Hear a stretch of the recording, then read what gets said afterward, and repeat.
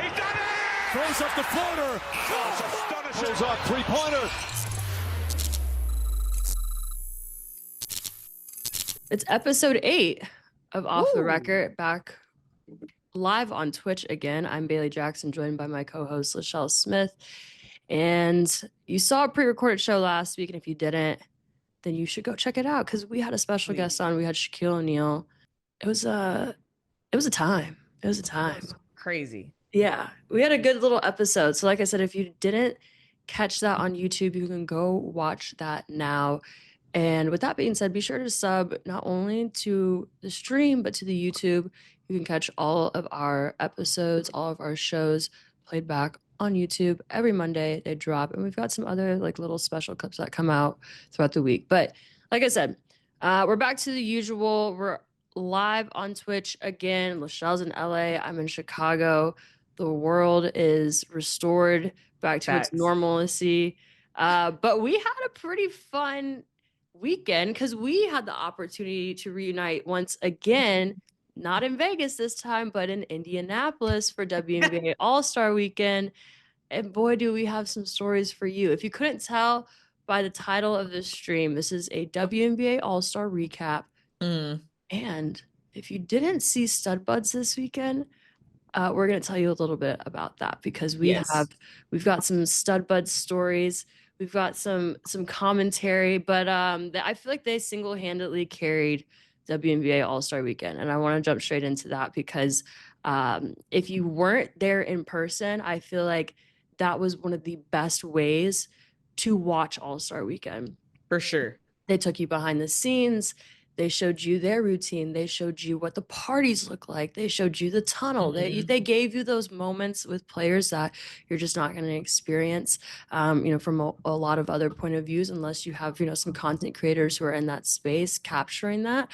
But it was a really unique way to experience All-Star Weekend, especially from an in-person perspective too. We were caught in the back of a couple Studbudz streams. We got to see them do their thing live and in person. But yeah, Lachelle, I want to get your thoughts. Chat, did you see Studbudz? Do you guys know who Studbudz is? I feel like at this point you should know.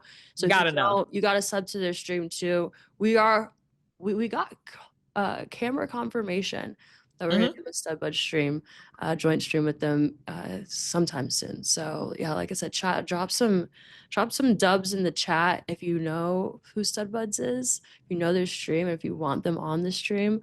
But like I said, Lachelle, drop your thoughts as well. Like, what did you think? We're gonna get into just, like I said, All-Star Weekend recap, but specifically the Studbudz.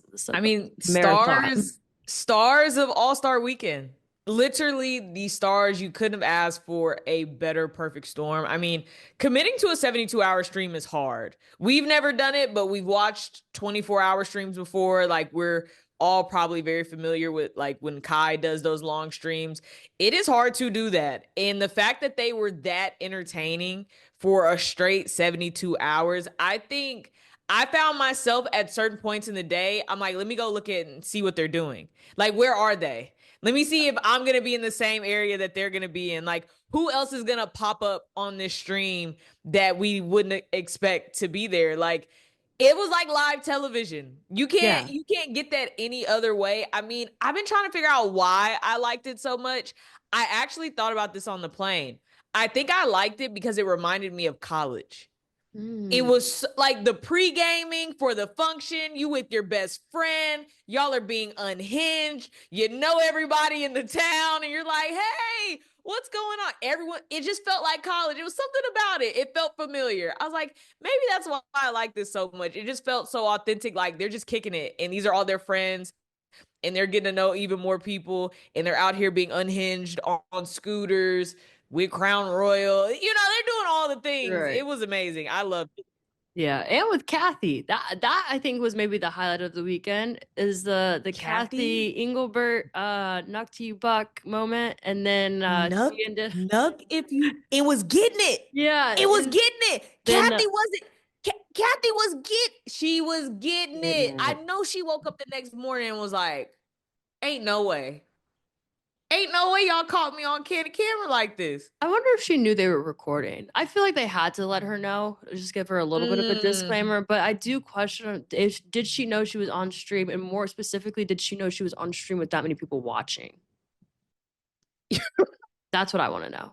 She thought it was that many people. I don't know. We're not gonna speak for Kathy, chat, but she let loose. She And it's did. not like she let loose in a bad way. She was just getting loose. Like, you don't, it's not like we're seeing Adam Silver, dance to Nuck If You, but you know what I'm saying? Like, it was just like wow, she's really, and she kept going. I said, oh, she's getting down. Like, I don't know. It's something about the stud Buzz that I think freed a lot of people. I don't know what it was. They released a few shackles off of people. They hugged Kathy and Kathy got active, okay?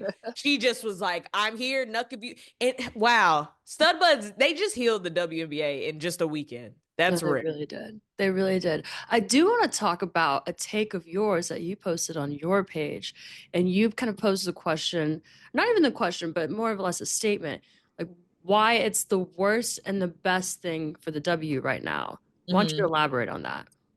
Okay, so chat, best thing because I think W fans needed this. I think to cleanse the palate that, hey, this is not what you think. No one hates each other. It's not that deep. Everyone is familiar. Everyone's having a good time. It's a league that truly understands that they have to be together to get things done, especially what they're dealing with now with the CBA.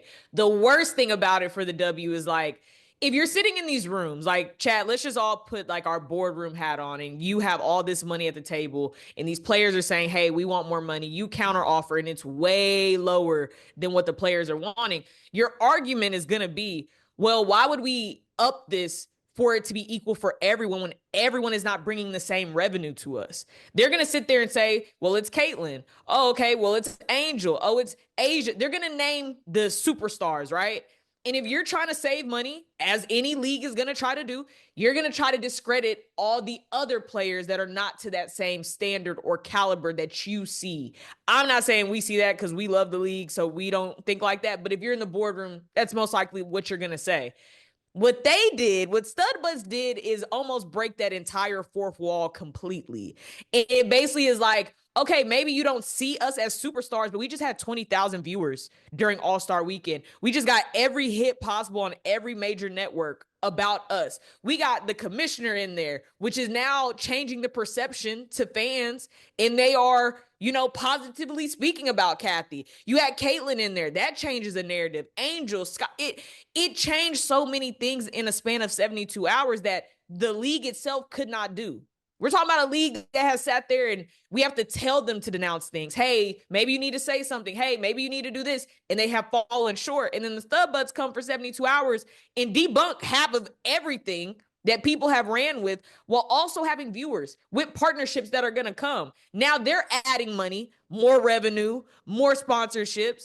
And it is the worst thing if you're the W because you're like, well, dang. So we're the ones holding them back because Natisha Heidemann, she's a bench player. That's not a starter, right? And people Right. are stopping her in the street. Hey, we need a picture. We saw it with our own eyes. Like they are in the middle of the street and people are running to them to get pictures. Studbuzz. Like, think about that. Paige Beckers was out there walking in the street after the party, and I saw more people running to go get a picture with Studbudz than I did Paige. If you're the league, it's the worst thing that could have happened. Yeah. Hey, someone in the chat said Lachelle's spitting. You did. And somebody needs to clip that because you're absolutely right. From a marketing perspective, this is the best thing that could have happened to the W. But at the same time, it's like you said, I mean, it shines light on what the W hasn't been able to do. And it's crazy that something as simple as having a person follow two players around for 72 hours with a phone is what could potentially change the output of the league. Yeah. And you also talked a little bit about how it's affecting the CBA negotiations that are going on as well. Can you touch on that real quickly? I definitely think it's going to affect it positively for the players. Because if I don't know if y'all saw the clip, but Studbudz is waking up the next morning after having a good night out, and the Players Association president Nneka Ogwumike, she comes in there. She's like, "Hey, like you got to come to the meeting because they want you. We're having a meeting in like 10 minutes." And Courtney's like, "Okay," and she's like, "Hey, they specifically wanted you." Some people interpreted that it was like an emergency meeting, but it sounds like it was more probably a meeting with the Players Association quickly, which is then you see the shirts and everything that ends up happening. But I definitely think it gives them more leverage because now you can't use the argument that no player is created equal. They just prove that they are equal if you give them the platform to do it and the resources to do it, and that the league will respond to it. So if you're the players, this is exactly what you needed. I mean, CBA negotiations aren't going great. Stewie said it was fluff. It was disrespectful. She worried that, that was the only time everyone was going to be in one place to have a meeting. And then you have the Studbudz literally bringing everyone together in this 72-hour stream. And I mean, if you're the board members and I see Kathy dancing the Nuck If You Buck, I'm kind of like, well, hey, what we shortchanging them for then? If these your dogs, like, it tips it. It makes it a different situation now. Yeah. And you mentioned a good part, how all players are created equal, right? That the league struggles to understand that. It's showing that the players provide value in different ways, right? It's not necessarily on the court value. Like you said, half of Studbudz is sitting on the bench majority of the time. So, it's like, how do these players provide value outside of maybe the time that you see them on the court, the time that you see them on the TV screen, and still kind of loop them into that conversation of, yes, you are valuable, right? Yep.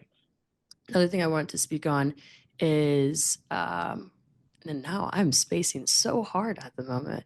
It's the travel brain. It's the travel brain, because it's the way that we've been coast to coast and time zone to time zone. I mean, you bounced between East Coast to West Coast. I've been West to East to Central, back it's a to lot. East to Central. Yeah, no, it's a lot. So if we're slow today, I apologize. But bear with us. Bear with us. Yes, please be nice. But no, we talked about the CBA, and we're talking about Stewie and how she's kind of commented on it. I also sat on a panel earlier in the weekend with Erica Wheeler, and she said that the conversations haven't been going as well as they were hoping for either. She mentioned that there are a handful of things that the league is not willing to budge on.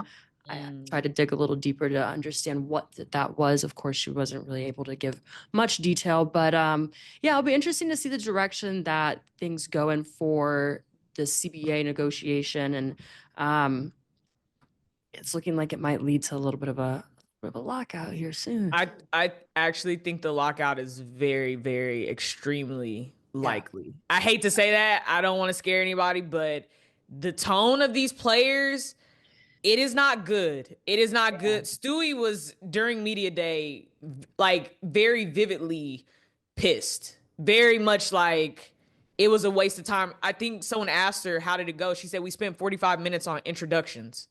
Oh, wow. She was like, that's what we spent 45 minutes on this important meeting, everybody introducing themselves. And I think someone said, well, does the board not know everyone? And she was like, you would think so, right? So it's just, they're not aligned at all. It doesn't look good. It's actually really sad to see that they're not aligned, but yeah, chat, lockout. I'm hoping a lockout doesn't happen. It's not good if that does happen. It's the worst case scenario, but it's looking to me like 70% now. Yeah. I hate those odds. It does suck. And especially, like someone said in the chat, so much hyper momentum right now, it would be a bad timing.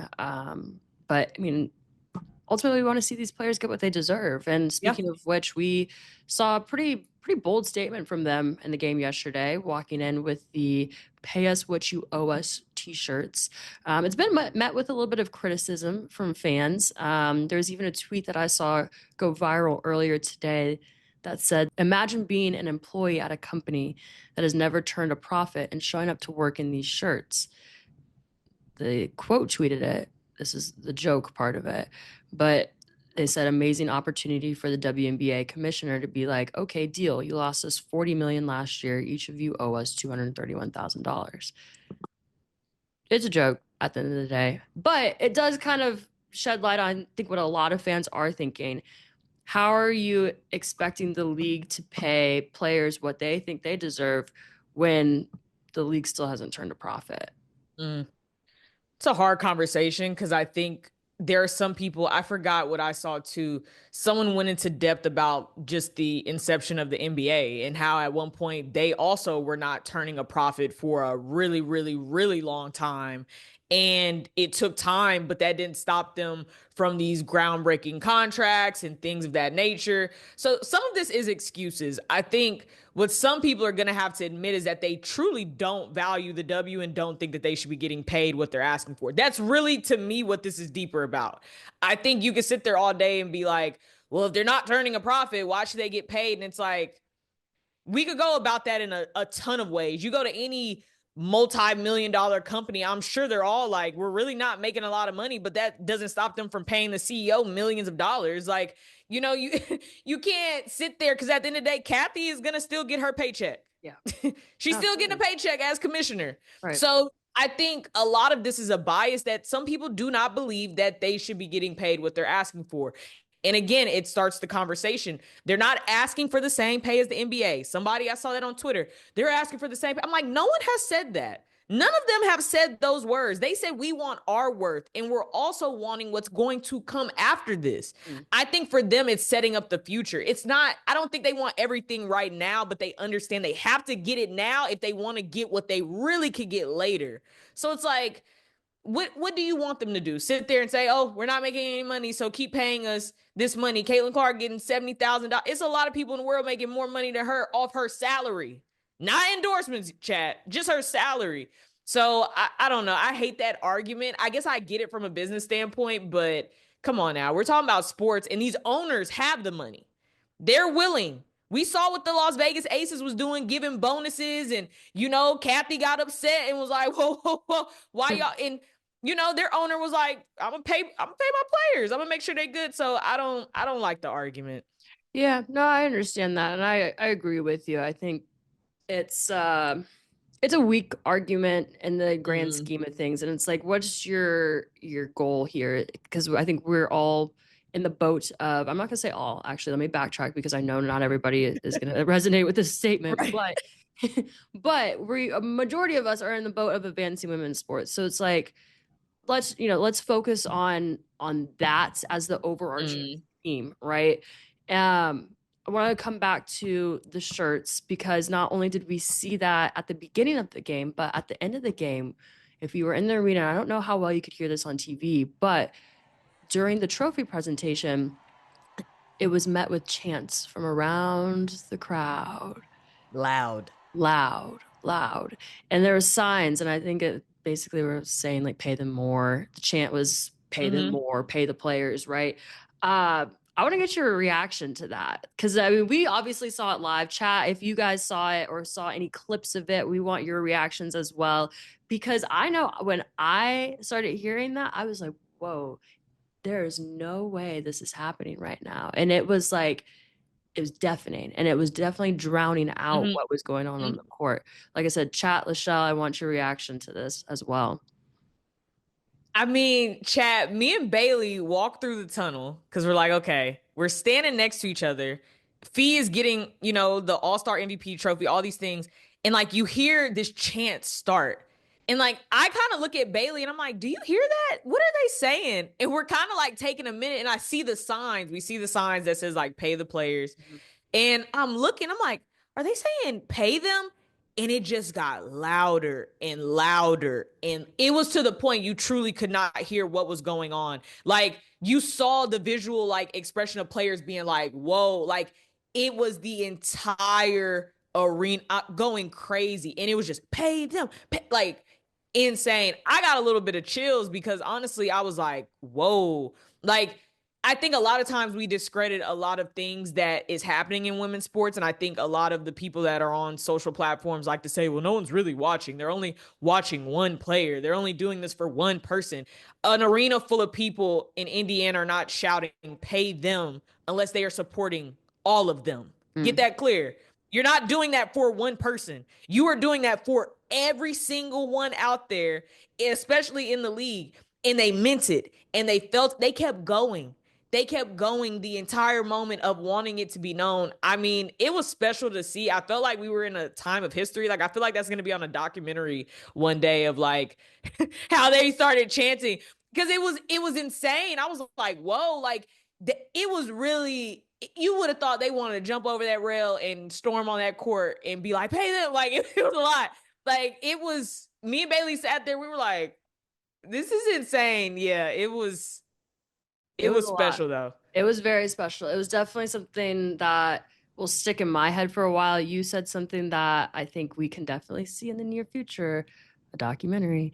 And For sure. there's a little insider information there, but there's definitely something coming. But yeah, I would not be surprised if that moment was captured on camera, and we will see that on a streaming service sometime soon. But anywho, very soon. very soon. But yeah, no, that was a moment. That was a moment for sure. I'm honestly surprised more people aren't talking about it. I know I've been kind of on the Twitter timeline or X timeline, whatever you want to call it. And even on Instagram, it's social media. It's not. And that's why I asked. I'm like, if anybody was watching the game at home, did they hear it? How clear could you hear it? Because it's not something that I'm seeing on the feed like I thought I would be seeing, especially considering the Pay Us What You Owe Us shirts made such a statement and made circulation around the different social media platforms. So curious to chat. If anybody was watching at home, let me know. Did y'all hear it? Because we definitely did in the arena. On that note, I want to transition over to the actual game. We had Team Collier take the dub for this year. Obviously, she was facing off against Caitlin Clark. Caitlin Clark was out. There were some comments made about that 4-point shot, which was an addition to the game this year, and largely created for Caitlin Clark, as we all know that she can shoot from literally anywhere beyond the arc. She does it from the logo. That shot was definitely, like I said, created for her. Rebecca Lobo had something to say, and she said this live on the broadcast. She said, I don't like the 4-point shot. The WNBA All-Star game was more competitive before the players were all just launching from 4. I don't feel like they were just constantly launching from the 4-point spot. But you tell me what you think. Chat, I want you to chime in as well. I still thought the game was really entertaining. And like I said, I don't think that it was something that we saw every player like constantly back and forth, down and back. It wasn't that prevalent. Yeah. I think it added another element personally. It was fun. I mean, the first shot is what, Paige hitting the 4-point play, and that was crazy. So everyone's like, whoa, like, I think some of them wanted to do it. Like, obviously you saw Asia be like, I want to hit it. And I think there's like a tweet going on. It's like, she said she wanted to make it, but she didn't say she would make it. And it's like, it's a hilarious moment. So I don't know. It's the All-Star game. You're trying to figure out new ways to make it entertaining. I honestly think it allowed us to see that there's way more shooters in this league than people realize, because like a lot of them were able to hit it from there. I mean, I feel like it's no different than when the NBA did that whole, bracket and go to a target score. I think you're just trying to find different ways to make it entertaining. I don't think the 4-pointer was not that bad. I think it was fun. It added another element. It's exciting. I mean, you can't sit here and say we love what Caitlin does because she could shoot from deep. We love how Sabrina could shoot from deep. We implement it into the All-Star game, and now everyone's like, oh, I don't like the 4-point play. No, don't do it. Come on. It's fun. It's All-Star. You can't take it serious. Yeah, I mean, like you said, it was fun. At least, like I said, from an in-person perspective. We liked it. Yeah, exactly. We liked it. I liked it. And I know some people in the chat liked it too. So, yeah, I don't know if I agree with Rebecca Lobo's comment, but I mean, it was made, and it was made on live television. So obviously it's been circulating around. Some people are agreeing with her. I think the majority of people are disagreeing. But like I said, from an in-person perspective, it was great. I also want to touch on just the overall All-Star Weekend experience from an in-person perspective, because I do think compared, I'm a 2-time All-Star attender at this point. Two-time All-Star, 2 All-Star appearances. Thank you. So I went to Phoenix last year and then in Indy this year. And I will say, I don't know if this is a difference because we are in 2 different cities, Phoenix versus Indianapolis. I'm partial to Indianapolis. We all know why. But I really do think that this year's All-Star experience for fans, for people in the Indianapolis area, for everybody who came out to experience the weekend was really entertaining. I thought that the league did a great job at providing a great fan experience. I thought that brands did a great job, especially from the perspective of kind of making everybody feel almost like an influencer in a sense. It's like you had these opportunities that were opened up to, you know, your content creators, your influencers, but to the general public, right? And they had their chance to kind of go in and make the content and feel, you know, a part of the mix and kind of the exclusivity that I think some of us get to taste every so often at these events. And you know, same with the sponsors. I feel like it was just a really well put together weekend when it came to curating, you know, experience. I want to say shout out to some of the brands that we had the opportunity of working with. We stopped by the Anta Suite. I know, Lachelle, you got some cool kicks. Go get y'all some Antas, man. I got the brown ones. I would show y'all a picture because they're in my closet. I couldn't fly with the freaking box. But go get you some. Go get you some. Go get you some. They look good. Wait, move it over a little bit in the frame so they can see. There you go. Got wait, that? Hey, there you go. Back that direction. Back that direction. There you go. The brown and the laces. Yeah. Antas go crazy. W's in the chat for Anta. Like them Kai style ones, they're special. Okay. They're special. Anta, hey, you got lifetime supporter in me. Simple as that. Yeah, nah, those are fire. I know you said that there's a colorway that is not released that's coming out. I saw those as well. I need those. I need those. I love those. You went to Fenty, didn't you? I did. I pulled up to Fenty. They had a gifting suite. They had basically like a makeup and hair station that you could go kind of get glammed. Yeah, so shout out Fenty Beauty, Fenty Skin, Fenty Hair, I believe. So yeah, they had a really nice setup, and it was in partnership with I always forget the tequila brand. It's not Sensoro. I think Gran Coromino. Kevin Hart's? Is that Kevin Hart's brand of tequila? Let me chat. I'm almost certain Gran Coromino is Kevin Hart's brand. It sure is. Yeah. It's definitely that one. Okay. Yeah. So they had a nice little collab going on over there. Yes, what else? We stopped by. We're gonna actually save that story here in a second. Let's see. Where else did we go? We pulled up to Boardroom. Of course, Boardroom always throws a great event with Coinbase. Say less. If you're ever in New York and you want some quality food, stop by Say Less because they had a great setup Friday night. What was that thing we had at the party? I don't know what it was, chat, but it was like a stuffed. It wasn't a shrimp, but dumpling. It was so good, chat. You know, party was good when you think about what the food was. That one item. That I don't know what it was, but man, we had a few of those. Yeah, that was good. They were good. This isn't funny now that I say it. I was about to say this is funny, but at the Boardroom event, they were passing around small plates, just like they were at the Say Less event. And my friend Sydney, she's allergic to nuts, and she picked something up and had an allergic reaction. That's why I said it's not funny. But what is funny about it is that was the first night. That was Thursday, right? Why did we pull up to an event on Friday and I see her picking up a lemon bar?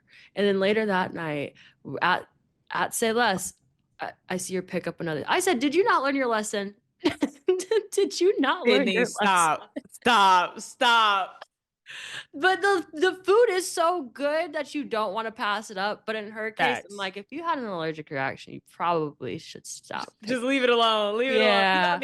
You don't need it. Yeah. Someone in the chat said Bailey got a real mom like on her.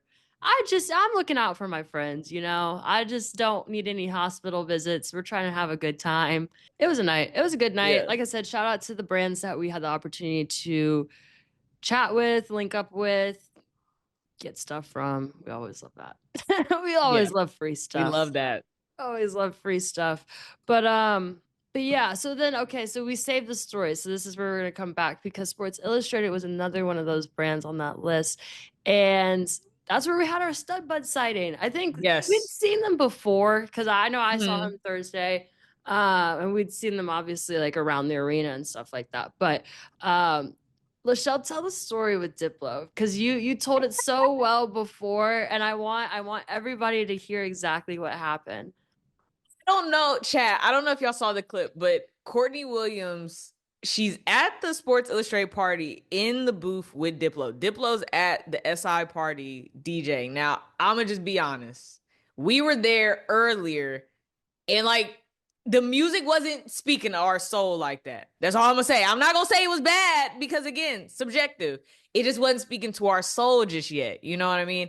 So it took a minute. Studbudz come.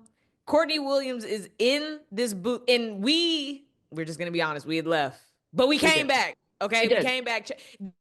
They We literally rejoined the came party. probably like 20 minutes after we left. So there's a clip of Courtney Williams talking to Diplo, and she's basically like, "Hey, I need you to change this." Like, Diplo, we're talking about Diplo.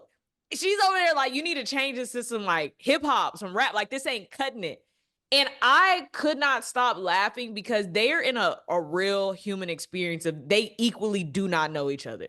She equally does not know who Diplo is, and Diplo has no idea what the heck a Studbud is. Like, they do not know it. So they're having this interaction. Then you see a clip later, and she's in the booth with T, and she like, he cold, Diplo cold. I'm like, man, real human experience. Shout out Diplo though, no offense. Maybe we just weren't in the right mindset in the beginning. It's us, not you. No, I think it is him. Respect. Oh wow, Diplo, dang.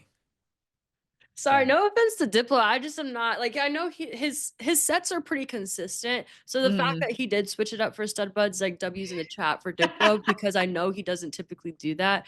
But I mean, I'm personally very, very rigid when it comes to my music taste and what I listen to. And I cannot say that Diplo caters to that. So didn't speak to us. No, and that's why we left. But like I said, we came back, and I think the DJ after definitely redeemed the set, redeemed the vibe, and everybody was very happy. But yeah, that was a funny story. We didn't realize that was the case in the moment, but seeing the clips after the fact, we had to touch on it a little bit. But yeah, we had W All-Star Weekend, figuratively and literally. W All-Star Weekend. Dub's in the chat for WNBA All-Star Weekend. I'm very excited for next year. Where is it next year? I've heard rumblings it's going to be in Vegas. If it's in Vegas, that could be a time. That would be, you know what? That would be really convenient because of the amount of people that go from Summer League to WNBA All-Star. It's a lot, especially if you're in media, right? It's like we're all just kind of bouncing around. And then on top of that, you have the SBs in between. So it's like you could, be in Vegas, pop over to LA, come right back to Vegas. I hate events in Vegas in the summer, but I wouldn't be mad at that. I'm not going to lie. They say the Aces are like really putting in a bid for it. Like they're really trying to get it for 2026. They should. When will we hear that announcement? Does anybody know? Chat, let us know. It should be soon, right? Maybe. Oh, wait. It is out. It does. I think it. Wait. Hold on. This is a Wikipedia page, so don't quote me on this.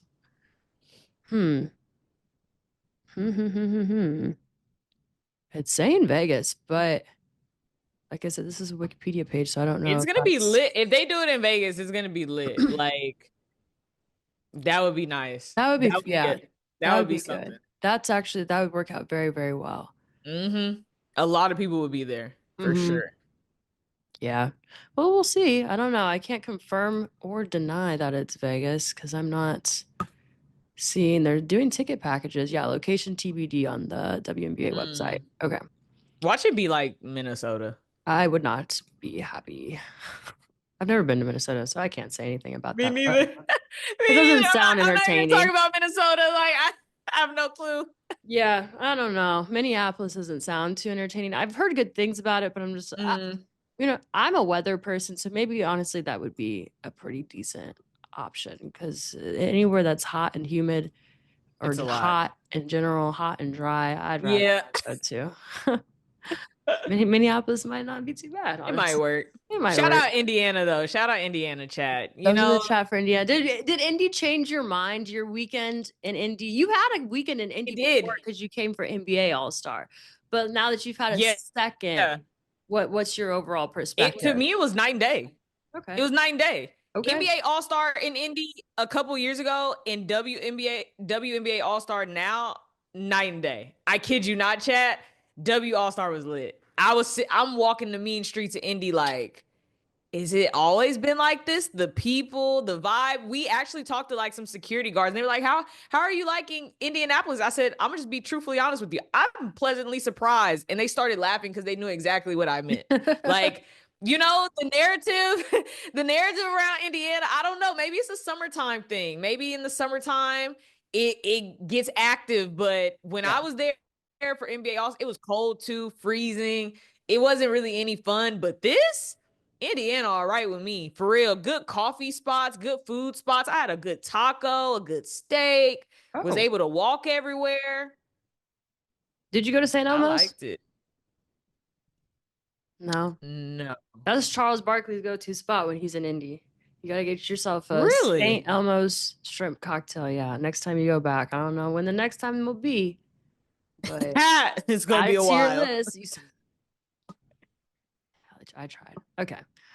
On that note, we're going to transition out of WNBA All-Star and touch on some other things that have happened this week. Obviously, WNBA All-Star was a huge highlight of the week for not only us, but for the sports world. But some other stuff happened. Even today, speaking of which, we've kind of got two breaking news items. Jayson Tatum got his boot off, which is pretty promising considering he's now boot-free just over 2 months after tearing his Achilles. We've touched on this before in an earlier episode, but Tyrese Haliburton got his Achilles surgery done by the same doctor that Jayson Tatum utilized. So is this hope for Hallie? 100%.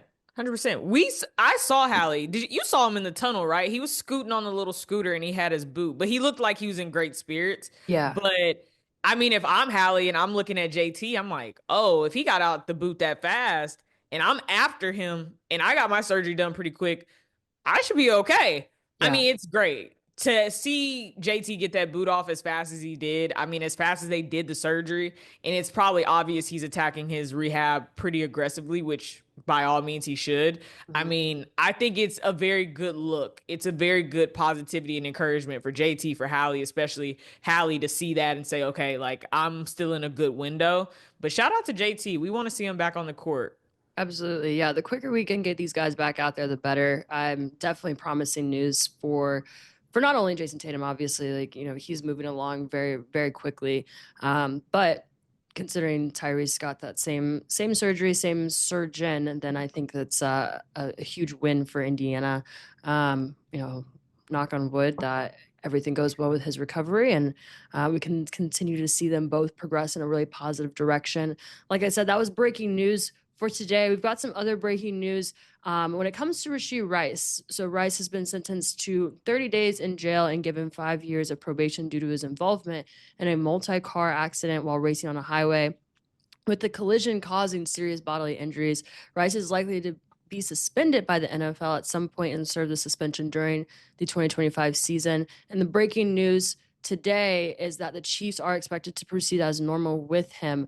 The timing of this happening, obviously, the situation itself is not great. I think it was kind of expected that he would see some type of punishment, jail time. I don't know if that was in the picture for him or not.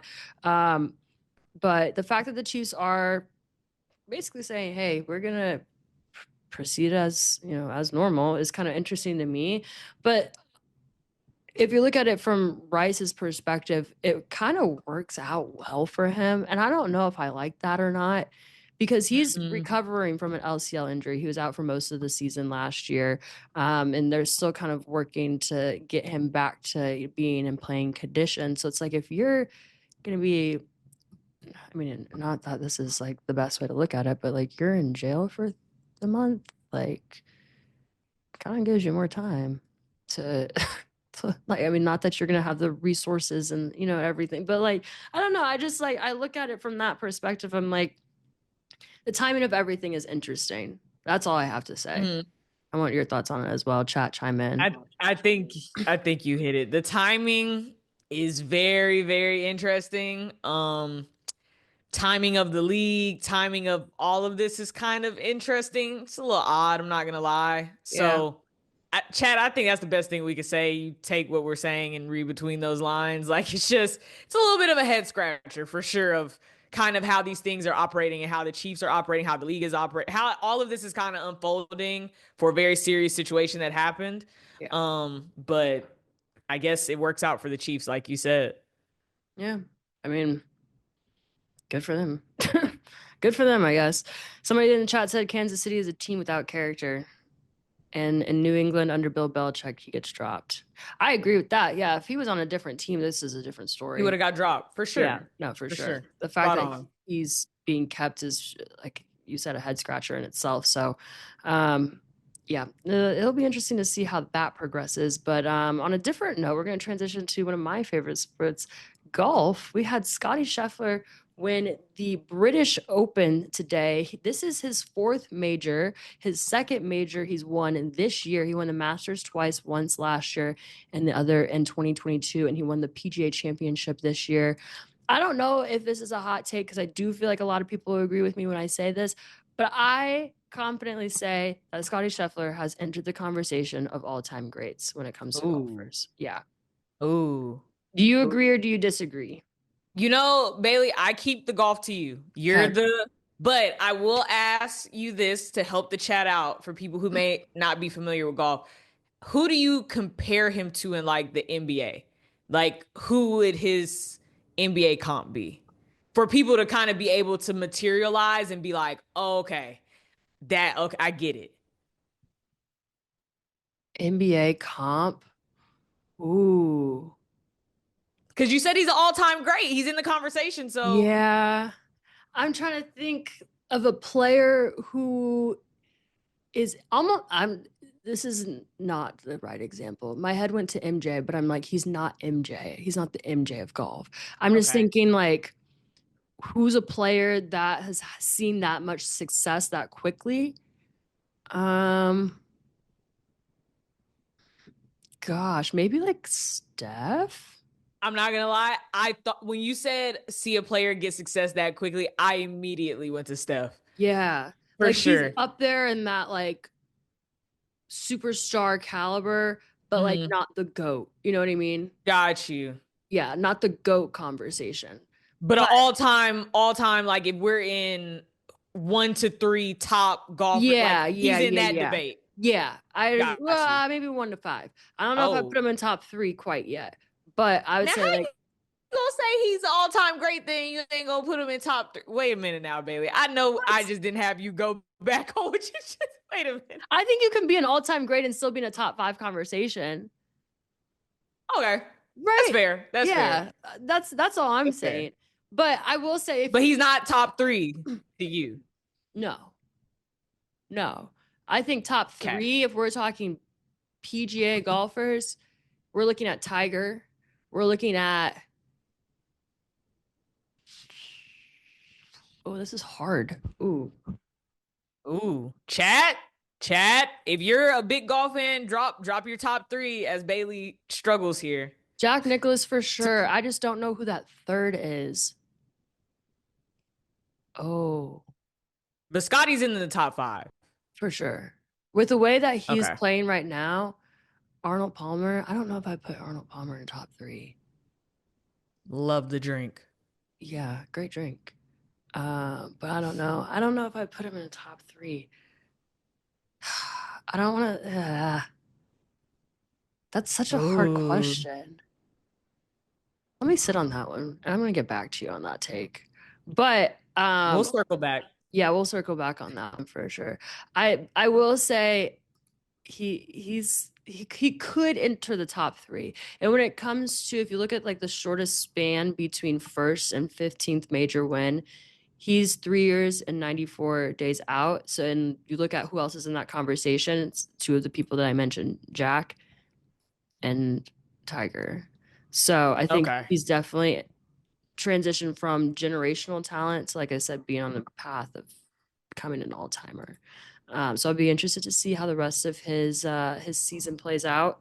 I'm always rooting for my guy Rory. That's my favorite golfer. He had his Masters win this year, so hopefully he can come back and do a little something. But yeah, shout out to Scottie Scheffler for his fourth second major win this year.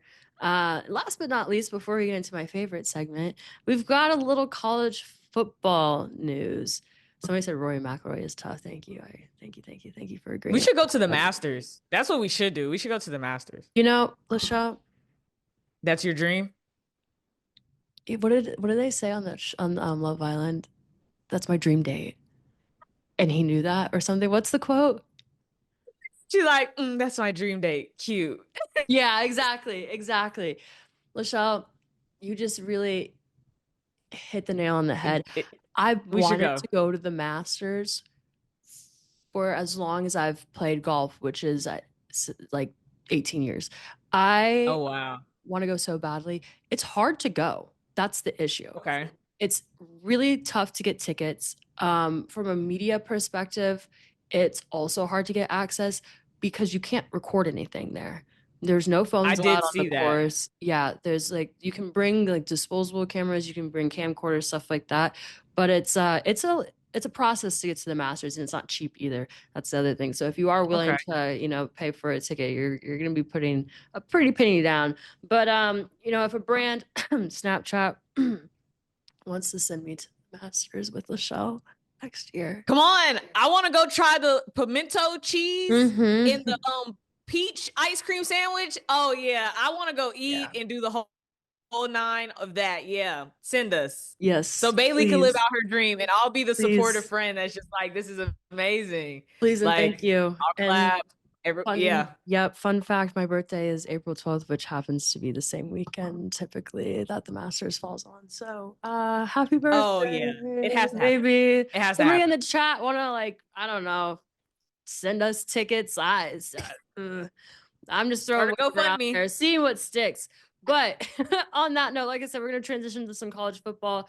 There was a tweet that went viral earlier in the week where Steve Sarkisian basically said, we don't talk about NIL or revenue share or publicity rights until the very end. And he's been very big on, having players come to Texas who want to be there for the school and the culture versus the money. So why is there a clip going viral of Sark basically greeting recruits at the Texas facility with all of these supercars lined up outside? I'm like, Sark, you're a little bit of a hypocrite. I thought it was funny. It's interesting that he said that. It's like, you're saying one thing, you're showing us the other. Walk the walk, talk the talk type.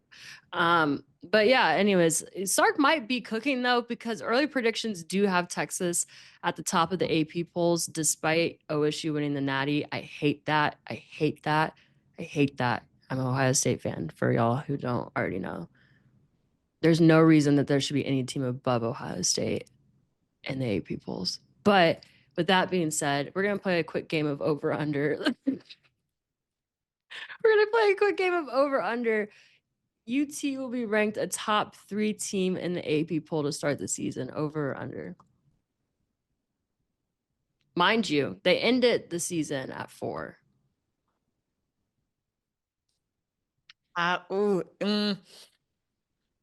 Under. Okay. You think they're going to be right there where they were last year, or you see them sliding farther down? I can see them sliding a little bit farther down, actually. Ooh, why? I just think the SEC is a little bit better this year. Okay. And I think there are going to be some people that come out of the shadows that I don't think that they would have expected. And after what I've seen the last 2 years from them, I'm not going to put my faith in them again. And not just because Arch is playing. No offense to Arch. I think he's going to be amazing, but he hasn't taken more than 5 starts collegiately just yet. Mm-hmm. So not gonna put my faith in that just yet to give him lead room, but I don't know. It's something about it. I don't know if it's gonna actually manifest itself. Yeah, I think your point is very, very valid. I don't see the AP polls agreeing with that though. I think that they'll ultimately probably be ranked higher either For at sure. 3 or higher than 3. Now, do I think they should be ranked 1? No. No. Because why are you ranking a team 1 when OSU beat them? Like, Yeah, that would be crazy. yeah, that's stupid. I'm sorry. If that happens, the early predictions, I know that was like a very, very early prediction that we were seeing. Obviously, we're getting closer and closer to the season as time goes on. So the AP polls should be dropping here soon, and we will know, if that's accurate or not. But yeah, definitely over on my end, under on the Shell's end. Number 1, absolutely not. And if that does happen, we will wreak havoc here on Off the Record. No facts. That's insane. That's insane. I will personally fly down to Texas and make sure that they don't deserve that number 1 ranking, because that's crazy. Anywho, on that note, chat, it's time to call it a night. We appreciate you being here, even though you didn't call into the episode today. That's L's in the chat. L's in the chat. That we're gonna let it slide today. You can redeem yourself next week. But thank you again for joining the stream. We're live on Twitch every Sunday, 8 p.m. Eastern, 5 p.m. Pacific. So make sure to sub, hit that follow button. And if you miss part of the stream, don't worry. Every episode is posted on YouTube on Mondays at 12 p.m. Eastern time, 9 a.m. Pacific. On that note, chat, we out.